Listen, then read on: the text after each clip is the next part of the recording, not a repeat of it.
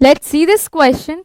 Relative reactivity of secondary versus primary hydrogens in free radical bromination of N-butane if the ratio of 1 bromo to 2 bromobutane formed is 7:93 is x:1.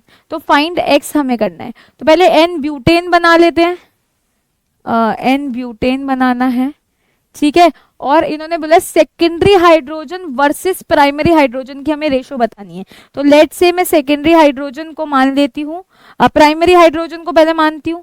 तो primary hydrogen को मैं मान लेती हूँ A और secondary hydrogen को मैं मान लेती हूँ क्या, B. ठीक है. अब यहाँ पर देख लेते हैं कितने हमारे प्राइमरी हाइड्रोजन है. तो यहाँ पे कितने हाइड्रोजन है प्राइमरी हाइड्रोजन, दिस. ठीक है. तो 6 हमारे प्राइमरी हाइड्रोजन है, तो मैं इसको क्या लिख सकती हूँ 6A. और हमारे सेकेंडरी हाइड्रोजन कितने प्रेजेंट है, 1 2 3 4. ठीक है. तो हमारे कितने सेकेंडरी हाइड्रोजन प्रेजेंट है, 4 सेकेंडरी हाइड्रोजन प्रेजेंट है. अब हमसे रेशो बोलिए सेकेंडरी वर्सेस प्राइमरी. तो मैं अगर रेशो निकालूंगी 4B/6A, तो हमें क्या दे रखी है, ये निकालनी है. और उन्होंने क्या बोला, if the ratio of 1 bromo to 2 bromobutane, वो कितनी दे रखी है, 7:93 दे रखी है.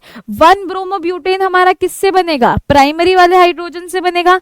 ठीक है. तो हमें उसको, ये हमने जो रखा है वो सेकेंडरी वाले का रखा है, तो जो हमें वैल्यू रखनी पड़ेगी ऊपर वो भी हमें सेकेंडरी वाली की रखनी पड़ेगी. और सेकेंडरी वाला जो हमारा होगा 2 ब्रोमोब्यूटेन होगा, उसके अंदर मतलब वो जो बनेगा वो सेकेंडरी हाइड्रोजन से बनेगा. तो 93:7 हमें लिखना पड़ेगा, क्योंकि ये वाली जो वैल्यू हमने रखी है, जो ऊपर रखी है, वो भी हमने सेकेंडरी की रखी है. और जो हमारा 2 ब्रोमोब्यूटेन बनेगा वो भी किससे बनेगा, सेकेंडरी हमारा हाइड्रोजन से ही बनेगा. तो इसलिए हमें रेशो को उल्टा करना पड़ेगा. ठीक है.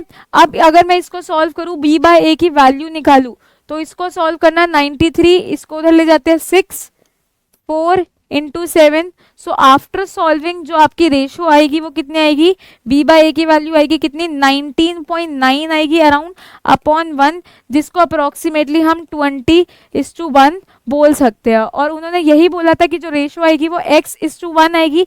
1 तो हमारा आ गया, जो x की वैल्यू होगी वो हमारी कितनी हो जाएगी इस क्वेश्चन में, 20, क्योंकि जो हमारी रेशो आ रही है वो कितनी आ रही है, 20:1. तो x की वैल्यू क्या हो जाएगी हमारी इस क्वेश्चन में, 20 हो जाएगी.